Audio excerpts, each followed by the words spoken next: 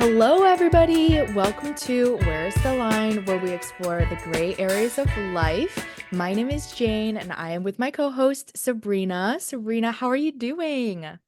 Hi, Jane. I am doing really well. I'm not drinking these days. I'm not going on social media as much, and it's working wonders. 10 out of 10 recommend. It was very hard, trust me, and it's still I have hard days, but just the mental clarity I've been gaining and just reassessing my relationship with alcohol, my overall relationships with people, friendships. It's been very interesting. I'm noticing some patterns and today we talk about wellness and all that. So it's going to be really interesting, just in general, how some of these cutbacks have positioned me to just be happier. So I'm not sure how long this will last, but I'm doing really well. How about you? Also, it was your birthday. Happy belated birthday. Thank you, thank you. I'm very proud of you because I feel like in the Midwest, oh, I don't know if you feel this way, but I feel like in the Midwest, especially in the wintertime, there's like nothing to do. And Hmm. so all anybody is doing is getting together, drinking, eating out, right? Like you're not Yeah. doing outdoor activities where like that is the thing to do. I feel like drinking is kind of a big part of the winter Mhm. experience because that is one of the few options to do. It is. Um, Yeah. so I'm very proud of you. It's not easy to like cut that out, but I'm doing well. Yes, I just had a birthday. Thank you. I am now in my 30s, full blown, and Ooh. needing to take care of my skincare. Some of you guys listeners probably know I just came back from Japan and I purchased so much skincare. So I'm definitely now in that phase of my life. I'm having back pain, when I wake up. So, that's the 30s lifestyle that I'm already having. Oh. But my birthday was very good. I went back to California for a couple days. My husband, we got to see some family there. So it was very nice. It was very wholesome. We played a lot of mahjong. We played a lot of cards. Um, Mm. so yeah, it was a very good birthday. Thank you. And I'm very excited for this episode in particular because I think we're gonna get into it a little bit. Like, how do you find the balance between like pushing yourself, but also wellness and taking care of yourself. And what does that mean? So, Sabrina, I know you did a lot of research on this, so I'm going to let you take over here. Yay. Okay, thanks. I am excited. And I know I say this every time, but this is going to be amazing, especially as we, yeah, kick off the new year. Mhm. And we are going to get in it today. So you touched on it, wellness, all things wellness. We're going to be talking about aging, morning routines, goal setting, even things like death. Death, we don't like to talk about death, right? It's like, Mhm. whoo, we're going to talk about it all. And this episode is inspired by a book that I recently read. I have it here. Liz Moody, 100 Ways to Change Your Life. And yes, we're plugging it. Um, I recommend it. Obviously, today, all of you listeners will get a preview and a highlight reel of the book. But if you want to go deeper, I'd recommend to check it out. And with this concept of wellness, Jane, right? There's so many myths and hacks, like what's healthy versus like what may become too unhealthy. So today we're really trying to balance it all. And there's so much in misinformation out there as well, right? Mhm. And so I think what's going to be key, and Liz does a really good job here, she's always citing everyone, whether it's a scientist or an expert. And she also talks about how wellness is a tool and not an end, right? There's no Mhm. end state. And also, if wellness makes you feel worse at the end of the day, like you should probably try to reevaluate your approach. So I would love to hear from you, Jane, kicking us off. Wellness, the term, in your mind, what is the definition? And where is the line for you for wellness? Yeah. Ugh, this one is tough because I think wellness is such a hot buzzword and like such a hot topic over the last couple years. I think so I struggle with this because I probably mentioned in multiple episodes now, I'm very much a perfectionist, even when it comes to wellness and mental health and all these things. And I sometimes feel that I am not happy with the amount of effort that I'm putting in for wellness, right? And then it turns into suffering. So it's what you talked about. Um, a lot of times when I pursue something that might be healthier for my life, I try to take it to an extreme and I really hold myself accountable and it ends up being guilt or like these negative feelings. So Mm. I frankly don't have a perfect answer, but to your question, I think for me, wellness is feeling good about your life and yourself and your physical body and your mental health, right? Like, I don't Mhm. think there's a perfect state to be in because then that suggests that there is an ending, which I don't believe in, of like Yeah. working towards this final destination of whatever. I think Mhm. it is a journey and it's a lot of it is about finding what works best for you, whether it's balance, physical or mental, whatever it is. Um, that's probably how I see it. I love that. I love how you said it's a journey, right? It's a process. And detaching ourselves from that end state, I think is really key in wellness. As so many Hmm. people find themselves in a slump, right, or unhappy, and then they turn to Google and just how can I be happier? I think that's one of the top questions on Google, how to find happiness, and then all these wellness tips and tricks, and everyone is just looking for that instant gratification. But you make such a good point in terms of it is a journey and it is a lifelong journey, right? And Hmm. it's just about incremental baby steps to be happier. I think um there's no optimal thing because I think a lot of Yeah. people feel like there is a answer for what is the right balance to Right. achieve, right? Like, and maybe that suggests is like the ending that you're working towards. But like, I really think wellness is different for different people.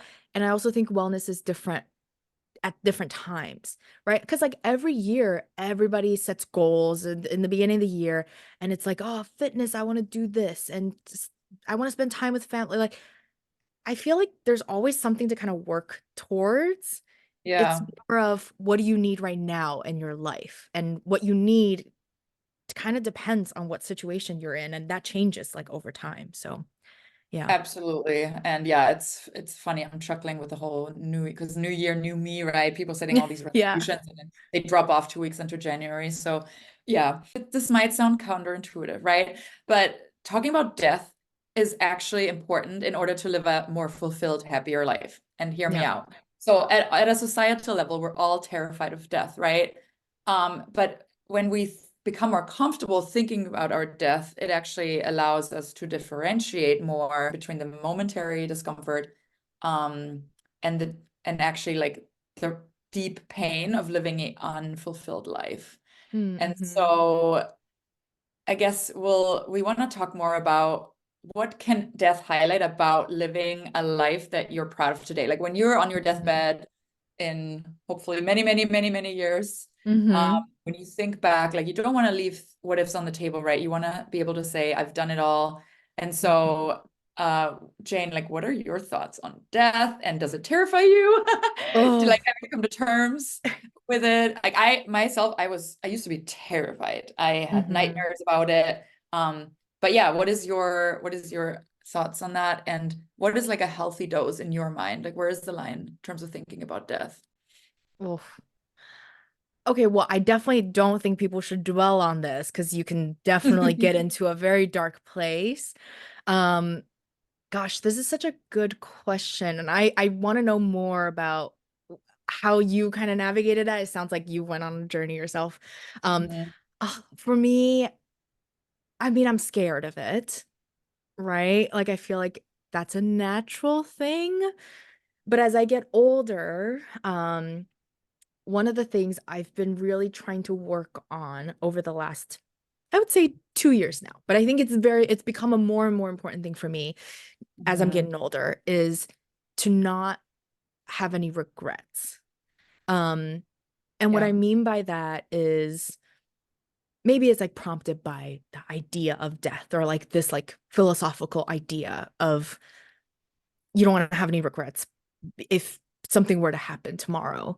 Mhm. Um, but An example of that would be from a work perspective. I was curious about this opportunity. So I'm going to go take action. I'm going to see for myself, is this something I want to do? If I pursue this, then I know I came in with the most amount of information I had. I have no regret whatsoever. If it was the wrong decision, I have no regret that I came in with as much information as I know. Same with my relationship with family and friends. Um, I'm trying to do my best to continue to stay connected to my family, even if like it's not a common thing for us. So I have no regrets, like with people's birthdays, with people's, I don't know, anniversary, whatever. I'm gonna send a message to people, even if they don't care for a message, but I have no regret, right? Because I did Mhm. the things that I needed to do to be a good partner, a good colleague, a good family member. I'm not perfect in doing this, but it's something I'm working on. But for me, I feel that if I did the best that I could have in all these situations, I will not fear anything.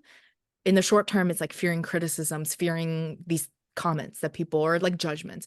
But in the long term, like ultimately, like if I die, I don't have regrets. Um, I Yeah. don't know. I mean, that's when we were kind of talking about and prepping for this, that was like the first thing I thought of. Mhm. Um, but tell me your experience with that. Yeah, and it's a good reminder what you mentioned because I will piggyback off of that. This notion of when you're on your deathbed, I try to remind myself, what if it's so bad if you have regrets about not doing something because you're worried about what other people think, right? And we talk about this a lot in terms of goals and how we want to get rid of expectations and just be more confident and not worry like about what other people think or not have so much imposter syndrome and just go for it. And I think there's something to be said about just giving your best, no matter what that is, but also regardless of what the other people think. Mm, Because at the end of the day, if you look back on your life, you want to be able to say, I've tried all the things that I wanted to do and I always gave my best. So that hmm really resonates with me. I also, this is kind of sad, but also every time, and unfortunately, my dad passed away. So when someone close to you passes, it just reminds you of life is so, so short. And I know it sounds like a no-brainer, right? But Yeah. Hmm. it every time, and thankfully, didn't have it happen that much. But with my dad passing, everything became relative, everything was put into perspective, and it just Hmm. forced me to be more present. And it's something I remind myself every day, just be more present. And when I want to go after something, say yes to more things without the fear Hmm. of what people think of me. I'm just, what would my dad do? He would do it. And he was someone that never feared, unfortunately, sometimes to his demise. But I really, really respected him for that. And I tried to live up to that. So, Dad, if you're listening, we're doing the thing right here. The other thing is a little bit more spiritual, and granted, not everyone will follow here. I do believe like the soul, the conscience will live on. So whatever you Mm, feel, it's still gonna be there, which when I think about that, it takes the pressure off of the death for me. It's like, hmm oh, maybe yes, my physical state will be gone and I may look different, but my being isn't still there. That's what I believe, and mm, not everyone does. But to me, I'm less scared, therefore, of death. yeah.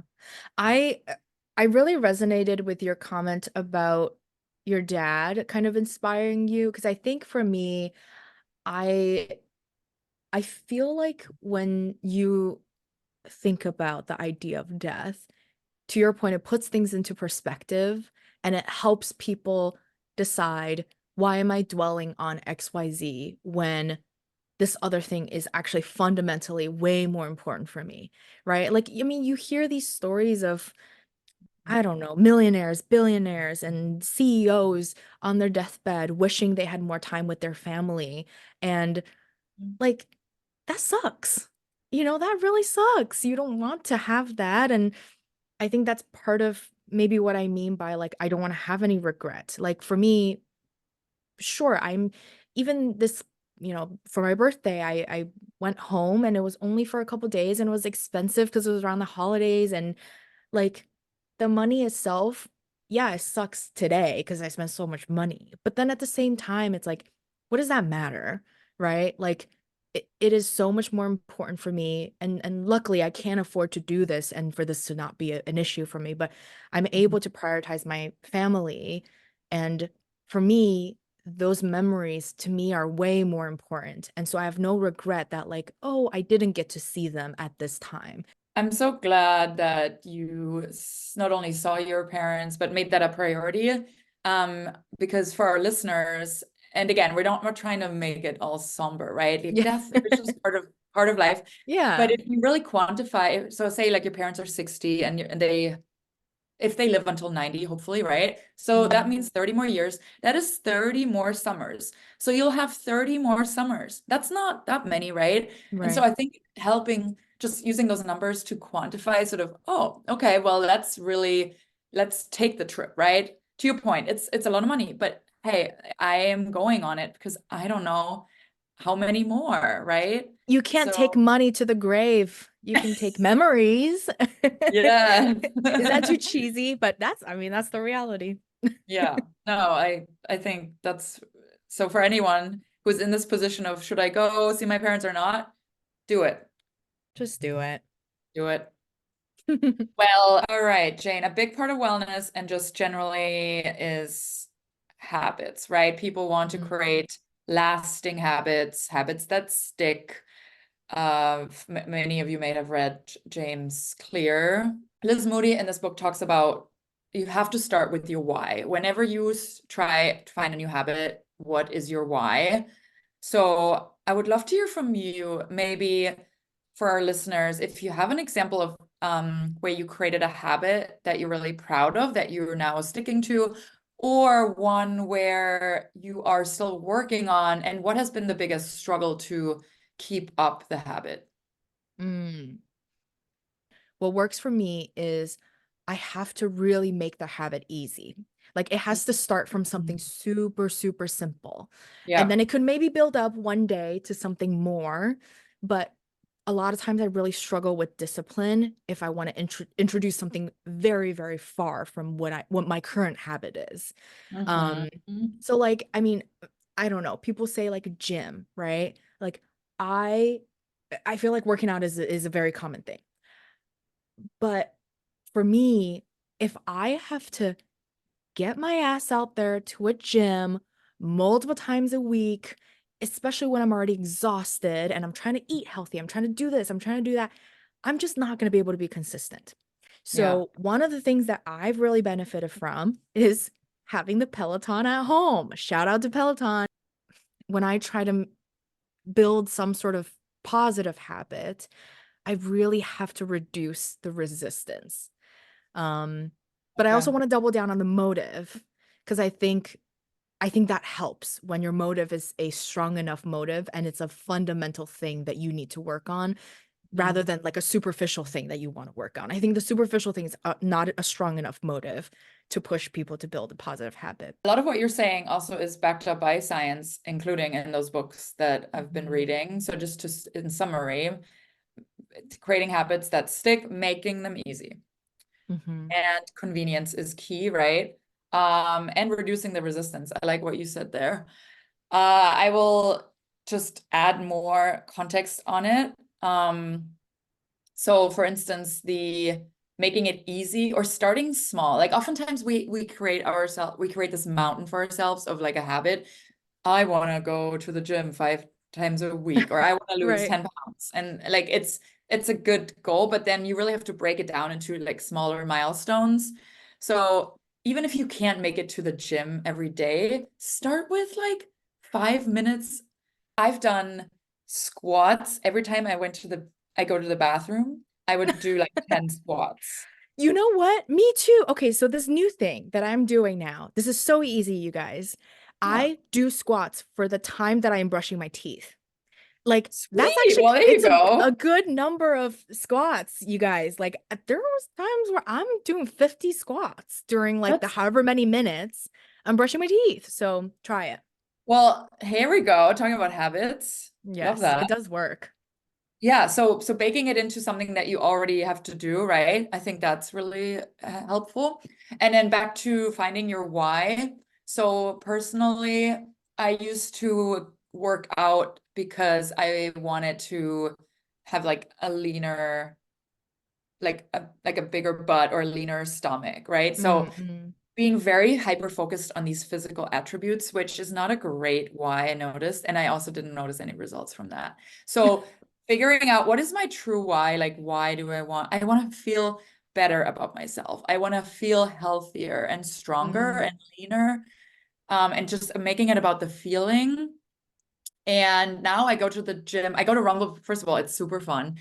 And I've made it such a habit now because I feel so much better and healthier and stronger and Mm-hmm. leaner. And I don't actually check myself in the mirror anymore. I used to check myself every day when I came back from the gym, like looking in the mirror, like checking my angles, not Mm-hmm. healthy and didn't do anything for me. Or the scale. I know you and I talked about the scale. Um, Mm-hmm. it's just it's not beneficial in terms of habit setting because you're not going to see the results and then you're going to get sad and disappointed. Yeah. Instead, making it more about how you want to feel, it will help you create a more stickier habit and the results will follow. One question I had for you, this is something I struggle with myself, Mhm. is I find that if I'm being fully honest, I Yeah. find that a lot of times women, maybe men too, I don't know, I don't want to speak for everybody, maybe not all women, but a lot of times we want to lose weight because I think weight is a one is a big problem in America, but also too for women in particular. We get a lot of pressure to look a certain way. Um, and I sometimes struggle with the fact that outwards, I have to say I want to be healthier because that is the right thing to say. But inwards, I want to lose weight.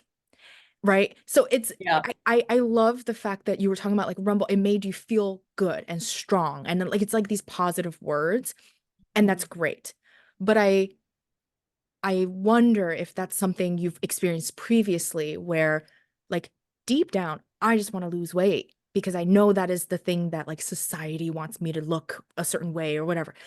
But then on outwards, I have to say I want to look healthy. I want to or I want to be healthy or I want to look stronger or be stronger. Like I have to use these other words to mask the fact that I want to lose weight. Interesting. Yeah. I have a thought on this, and I would again want to hear how that resonates. This is a lot of therapy work. When I truly dug into why I want to lose weight, it was a lot of times because my other people, society, Mm-hmm. my mom, sorry, mom, I thought I needed to lose weight because they would like me more. Oh, I think I needed to fit into a certain stereotype. If it truly was up to me, and again, anyone and everyone can always lose a few pounds, but truly, why do you want to lose weight? And Mm, once I stripped out the noise of, well, society, my mom, um, my ex-boyfriend, it was really like I couldn't come up with a couldn't come up with a good answer. mm, So you have to challenge yourself, like, is it truly your why or is it someone else's why?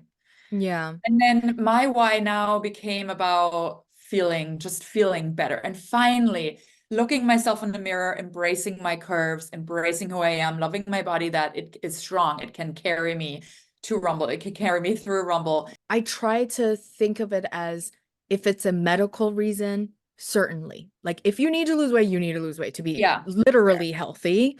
But I think, right, to your point, for people who are in a healthy weight range or whatever, and I also think the whole healthy weight range, there's a lot of debate. So we're not here to like debate that. But it's Mhm. really, yeah, I mean, it's a lot of it is like I guess I'm just sharing this is something I've personally struggled with where I feel like outwards I have to say one thing, but then inwards the insecurity is about actually just like weight, the number itself.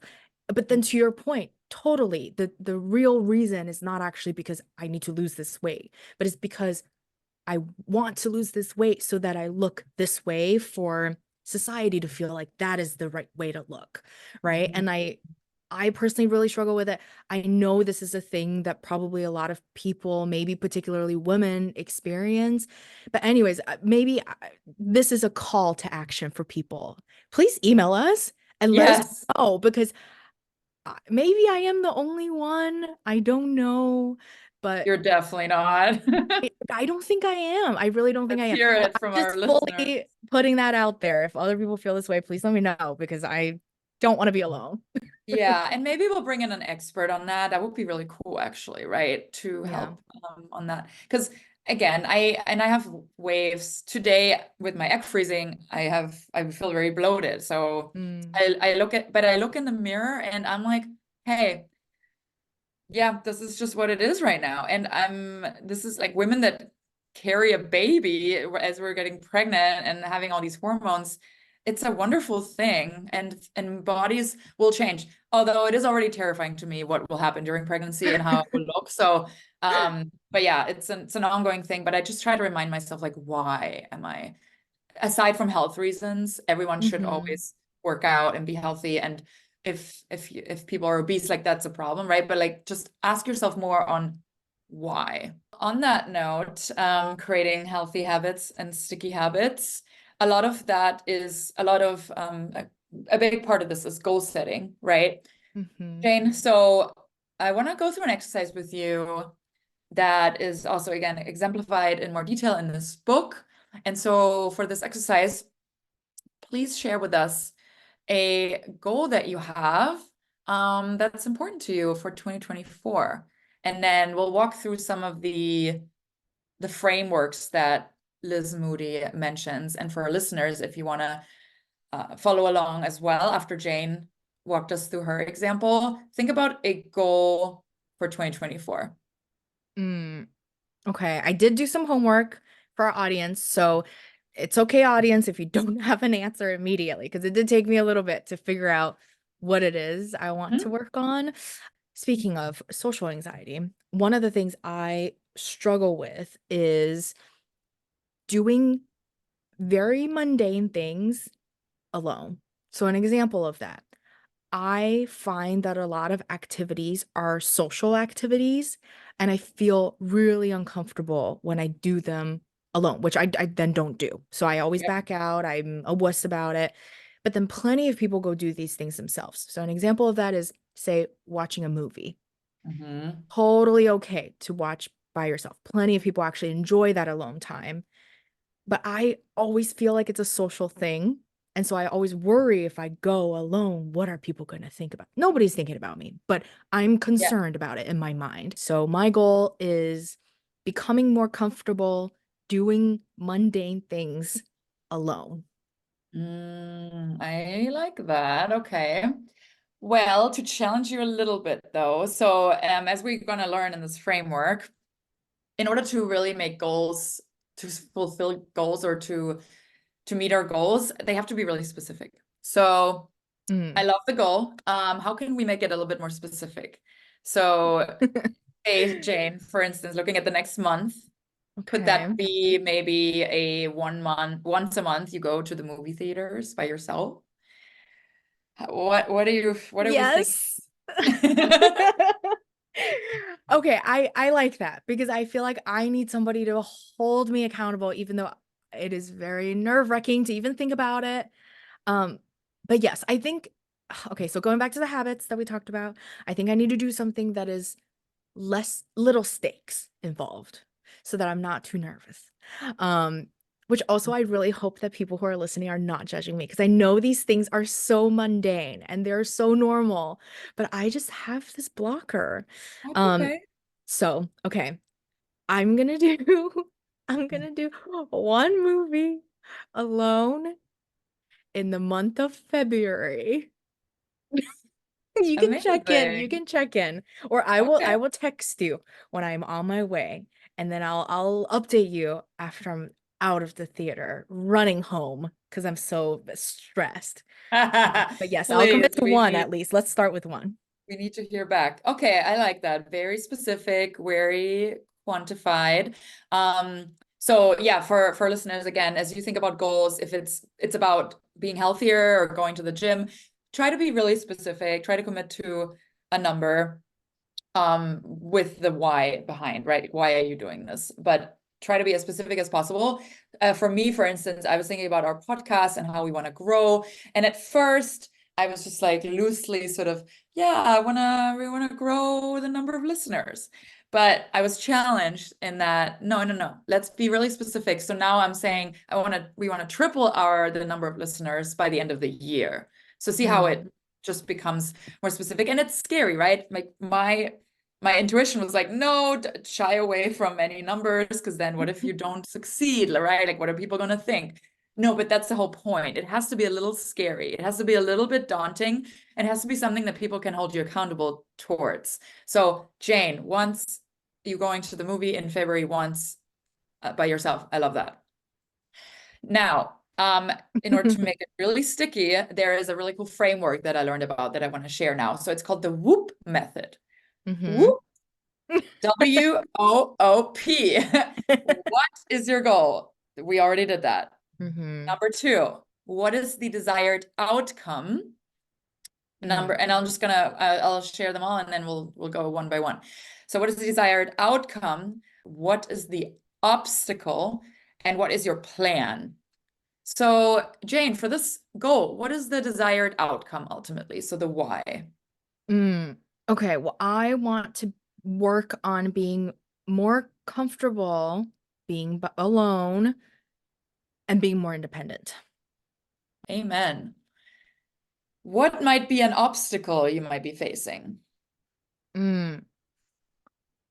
Okay, well, one, I always find an excuse to back myself out. That's just that is a problem in life that I'm Yeah. working through beyond this. Same. Um, but oh gosh, I mean, listen, it's February, so like if there's a storm, I could very well not go to this movie. Safety first, safety Yeah, first. sure. No, you won't catch me like dead outside, but on my way to the theaters. Got it. Fair. So what's your plan to overcome those obstacles? Here's the thing. This is what my therapist told me. She said, if I'm nervous about going to the theaters, which again, silly to say, but you guys, this is a concern. Mhm. She said that I could go to the theaters with my husband. He's also going to go to the theaters, but he's going to go to a different movie. Ah, shortcut. So he's going to still leave my ass in the theaters in whatever show or I movie think I'm going to that's watch worse than alone. going. So I'm still gonna have to work on my independence. But at least we can walk there together. At least, there's like less, again, it's like making things easier to Yeah. accomplish. And then she told me that once I can do it once, I would be able to do it twice. I will be able to do it three times. And then eventually it'll become less and less intimidating. No, that sounds like a great plan. And it's all, as you said, it's about making things easier in order to create lasting change. Because then you'll get more comfortable. And then step by step, you can take away these other elements of Kyle. Sorry, Kyle. Um, yeah, so that's wonderful. I will definitely check in with you. Um, would love to hear from our audience some of your goals and try to write them down and try to apply this WOOP method, WOOP. What is the goal? What is the desired outcome? So the why, what is the obstacle, and what is your plan? And within that plan and on the notion of making things easier, another concept I read about that I want to share is called temptation bundling. Mm, So what that means, yeah, and maybe Jane, you want to think about, which you already touched on it with Kyle, like it's about just making things easier. So for instance, if you have a goal of becoming healthier and want to work out more, you mhm, could bundle that temptation of, for instance, you love watching a movie or you watch a Netflix show or listening to a podcast. You could say, I will only allow myself to watch my favorite show on the treadmill, or I'll mm, go on the treadmill and then I'll watch that show, right? mhm. And so just again, incorporating things that you enjoy with things that you might be dreading in order to create that habit. Right. There's like some sort of incentive so that you are more motivated. That like you can't talk yourself out of the situation. It helps the situation.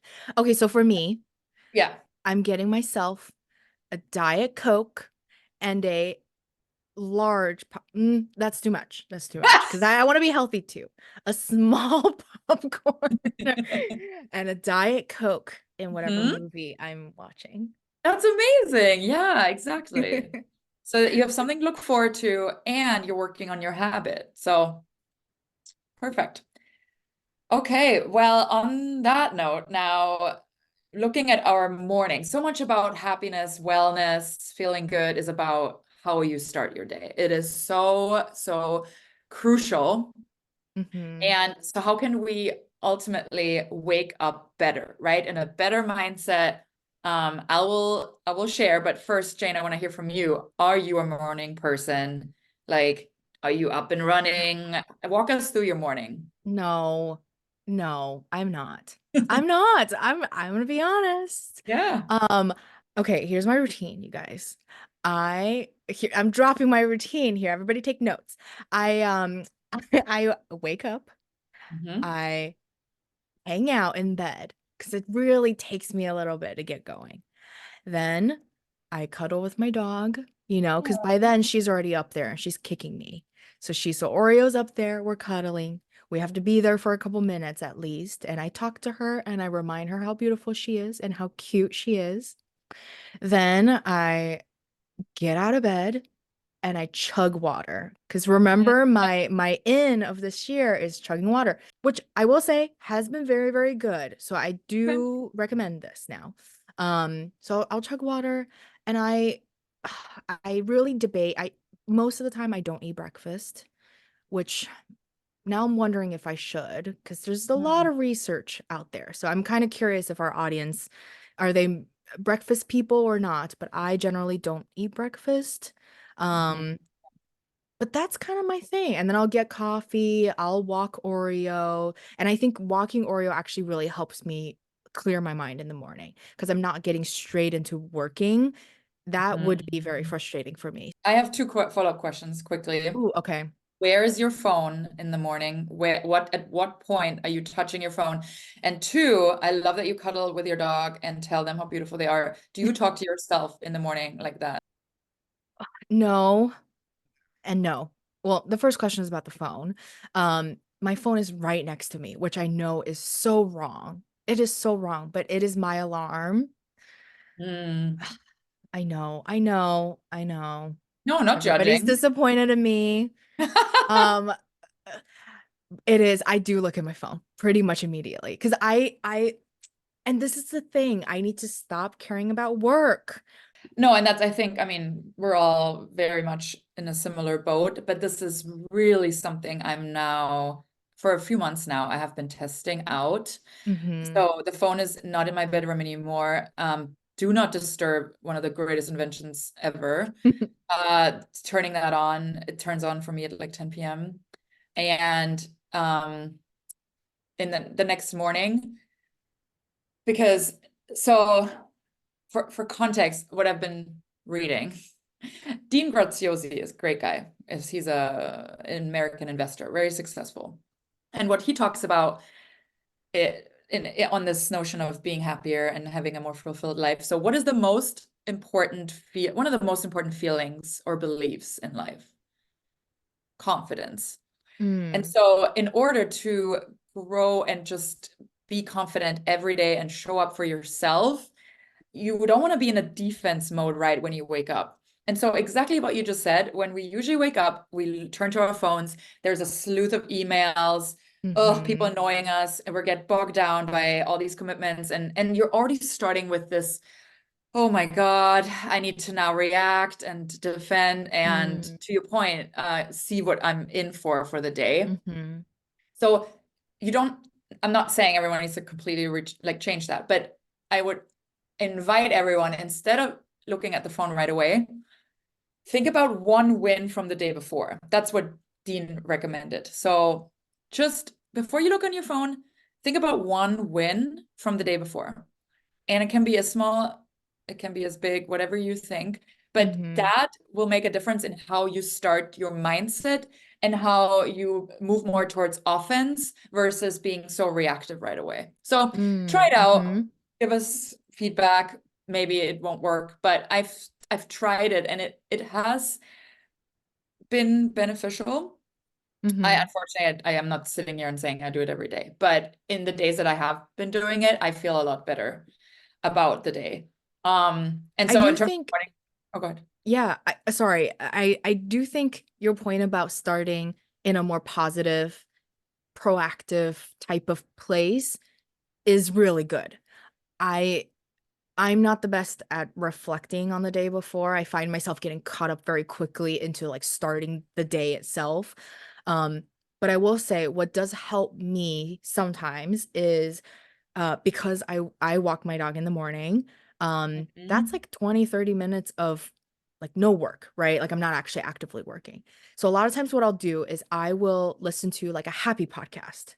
None of that Mhm. crime stuff because that really brings me into a bad place, you guys. I love that stuff, but it brings me back to and I know on days where I just get into work immediately, yeah, totally. In a very defensive mindset, in a reactive mindset, just like sad, sad Yeah. altogether. So like, yeah, I actually do resonate with starting from a more positive place. It definitely sets the mood for the rest of the day.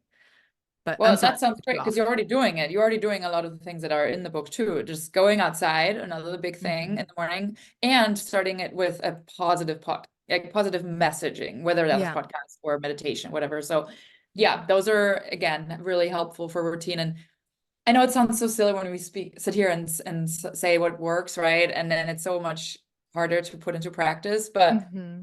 I think it is so, so important how we start our mornings. And I'm now that I'm again not drinking and not going on social media as much, I'm just happier. And Mm. I've always thought, yeah, in theory, this sounds great. But it is, I'm living it right now. Like I am much happier. And the social media scrolling in the morning is just ruining it for me. Mm. So, and yeah, whether it's social media or going through the work emails, etc. Hmm. Um, and I have had mornings though where it's just been really hard for me to get out of bed. And so again, we talked about this in the habit creation, but making it easy, finding something super small to get you in motion. Like physicist Isaac Newton talks about the objects that are in motion stay in motion. Just getting like riding with the momentum, getting out of bed. Oftentimes we may feel like we don't have enough energy or we feel depleted or we Mm. feel in a slump. And so in this book, a lot of what she talks about to increase our energy levels is related to metabolism. Hmm.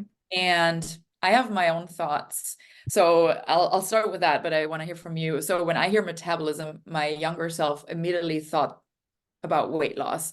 Like I need to have Mm. a good metabolism so that I can lose weight and I need to speed up my metabolism and losing weight. But the official definition of metabolism, now that I've actually been exposing myself to some research, it is converting food into energy into the body. Mm. So it's really just that. And there's a lot of different ways to maximize your to speed up your metabolism. Growing up like in a Chinese family, I do recognize that I think in Asian more medicine or like more Eastern medicine, gut health is like the source of a lot of other health components in Mhm. your life. And Yeah. so a lot of people actually really focus on gut health. Um, and so, for example, like antioxidants or fiber is discussed a lot more, um, at least growing up, than, or maybe discussed in a different way than the way like Western conversations happen about gut health or metabolism. I So think what are your thoughts in general on like, do you have any tips for our audience on like probiotics, supplements, vitamins? Like, are you taking any? I do take probiotics because, again, gut Mm. health is very important. So I do take probiotics. Recently, maybe this is a trend. So people let me know in the comments, Mhm. sound Yeah, off. see it. I started taking magnesium glycinate. Okay, Mm. hear me out. On TikTok, I hate that I'm starting with on TikTok, but I swear, I did a Oh, little research. Um, Particularly magnesium glycinate is one's supposed to be pretty good for helping you sleep, which I really struggle with. That's something I've struggled with Mm. for a very, very long time. And I know for me, sleep ends up leading to other problems where I can't focus, I have no energy, I end up having a bad routine. So I really care about my own sleep.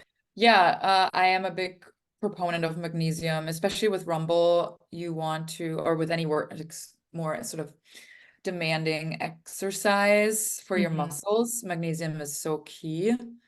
So yeah, magnesium. JS Health is my favorite brand. They have great offerings. Magnesium and debloating. I have one for debloating. It's Oh, the okay. influencers swear by it. Of course, I had to jump on that train. It does help. It's not just an illusion, I think. Okay, here's a call out for anybody out there. If you guys know people who are supplement people or vitamin Yes. people, please let us Expert. know. We would love to talk because we are clearly not experts. We're purely just sharing what we use, but I would really love to talk to an expert. Yes, please let's bring an expert on. I'm always skeptical because of the whole capitalist society that we live in. Mm-hmm. That's the pharma industry, trying to make more money, Hmm. or as we talked about Botox. I'm just so skeptical. Is it really good for us? Like, what is it really doing, or is it just a way to make money? And same with supplements, vitamins, probiotics. So, Hmm. but yeah, hearing it from an expert that may not be necessarily there to make money, like a medical professional, that would be nice. Hmm. Uh, Yes. Great. Agreed. All right, Jane. Well, we're wrapping up here shortly. Last question, because we love ourselves some boundary talk here. Mm-hmm. Uh, in summary, how do you feel like where to set boundaries with self-care, wellness? Um, Mm-hmm. for instance, one boundary that I've been setting myself is so when I get an email that annoys me or a text or someone inviting me to an event, Mm-hmm. before I respond right away, I will pause, I will put it away, I will wait for at least 2 hours, um, and come back to that for my own self-care, my own sanity, my own well-being. That's a boundary that Mm-hmm. I'm setting. But yeah, do you have any boundaries that you're working on in that topic? Yeah, one thing I really struggle with, and I think I mentioned this maybe in the ins versus outs, the first episode. Mm. Um, I part of it is perfectionism, but I really struggle with not responding to people on time. And I feel so guilty. And this is actually something I'm literally going through right now is like work has been very busy, life has been very busy. I've been traveling a lot, and so I am behind on a lot of things. Also, I just had my birthday, so I'm getting texts from people and I'm just behind like on responding and saying thank yous and all that. Um and like I'm really trying to be okay with not responding in a timely manner, whatever timely manner means to people, because I think it has different definitions for different people. Same with work, right? Like we talked about waking up and I am guilty of like looking at my phone immediately to see what I can expect for the day. But I do like sometimes we'll see messages or like Teams chat or something from people and I don't respond. Like I will wait until I'm back at my work at my desk to then Okay. respond to people rather than trying to message people on my phone to respond. So yeah, I think that's something I really struggle with. And I think a lot of it is self-inflicted stress because I Mm. don't think anybody is actually expecting a response. Like if they really needed a response, they would have pinged you again. Right. Well, thank you for letting me sort of not test Yeah, you, but interview you today. This was a this great is conversation, fun. I thought. Yeah, and again, we're not experts by no means. We're also not trying to tell people what to do. If your lifestyle works for you, please, like that, we're all about it. This is just helping us optimize our life, right? And if you're not happy, just some tweaks, some small things people could maybe incorporate into their life that may help you become happier and more fulfilled. So that was the purpose of today. And with that, I talked about this book again. And what we're offering here today is for those of you that are interested, we're going to do a little giveaway. Ooh. So Yeah, we'll more to come on our Instagram, but the lucky winner will get Liz's book. So yay, hoping you guys are excited. And we'll do that. And yeah, again, we just want to hear from you. Please email us at whereisthelinepod@gmail.com. All things wellness, tips and tricks, hacks, myths. Please let us know. And as always, you can subscribe to us wherever you listen to us. We're on Apple, Spotify, Google. Rate, review, subscribe. Thank you all for listening and be well. Bye.